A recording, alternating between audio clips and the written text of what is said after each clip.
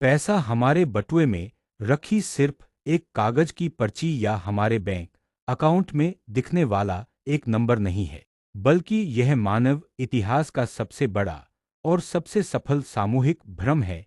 हजारों साल पहले जब इंसान कबीलों में रहता था, तब पैसे का कोई वजूद नहीं था। अगर आपके पास गाय है और आपको गेहूं चाहिए, तो आपको किसी ऐसे इंसान को ढूंढना होता था जिसके पास गेहूं हो और उसे गाय की जरूरत हो।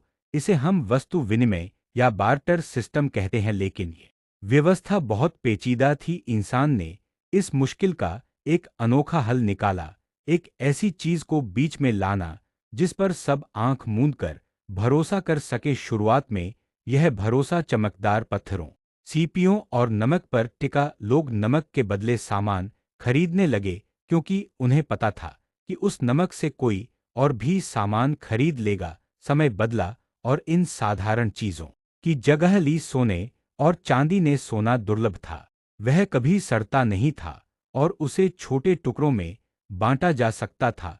सदियों तक सोने ने पूरी दुनिया की अर्थव्यवस्था को संभाला। राजाओं ने इस पर अपने चेहरे छपवाए और इसे सिक्कों का रूप दिया।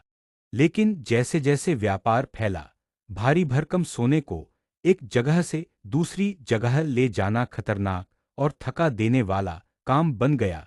यहीं से जन्म हुआ आधुनिक बैंकिंग और कागजी मुद्रा का। यूरोप के व्यापारियों ने अपने सोने को सुरक्षित तिजोरियों में रखना शुरू किया और बदले में उन्हें कागज की रसीदें मिलने लगीं। धीरे धीरे लोग सोने के बजाय उन रसीदों को ही आपस में बदलने लगे, क्योंकि वे जानते थे कि इस कागज के पीछे तिजोरी में सोना सुरक्षित है।